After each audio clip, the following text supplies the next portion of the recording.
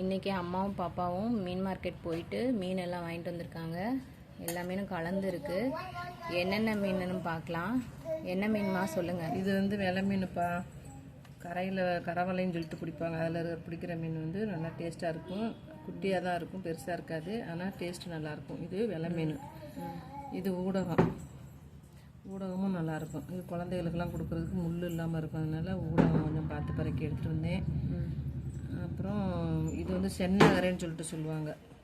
சென்னகரை இது பேர். இதுவும் கொஞ்சம் கிடந்துச்சு. இது பொரிச்சா நல்லாயிருக்கும்னு சொல்லிட்டு இதுலேயும் கொஞ்சம் வாங்கிட்டு வந்தேன். இது கருநகரை. இதுக்கும் பொரிச்சா நல்லாயிருக்கும். கருநகரை. இது நகரையில் நிறைய வெரைட்டிஸ் இருக்குது. ஆனால் இது 2 நகரை மட்டும் இருந்தது. அப்புறம் இது காரல் கிடந்தா நிறையா கிடந்தா எடுத்துகிட்டு வரலாம் பார்த்தேன். ஆனால் ஒரு 2 காரல் கிட்ட தான் கிடந்துச்சு. காரல் இல்லை. அதோட அது 2ஐயும் சரி கிடச்ச வரைக்கும் வாங்கிட்டு வந்துட்டேன். இது 2 தான் காரல் கிடச்சிச்சு. மற்றதெல்லாம் கலந்து இந்த மாதிரி இதுதான் கிடச்சிச்சு. ஆனால் இது எல்லாமே கரை வலைன்னு சொல்லிட்டு கரையில் கடலுக்குள்ளே நடுவில் போகாமல் கரை ஓரமாக வலை போட்டு இழுப்பாங்க. இந்த மீன் வாங்கினா டேஸ்ட்டாக இருக்கும். குழம்பும் நல்லாயிருக்கும், பொரிக்கிறதுக்கும் நல்லாயிருக்கும்.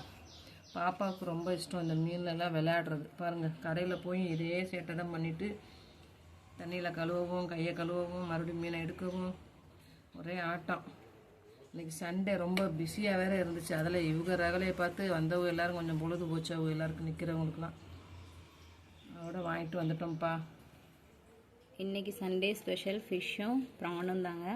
எவ்வளோம்மா இந்த மீனெல்லாம்? இந்த மீன் எல்லாமே மொத்தமாக 200 ரூபா தான்ப்பா. பரவாயில்லையே.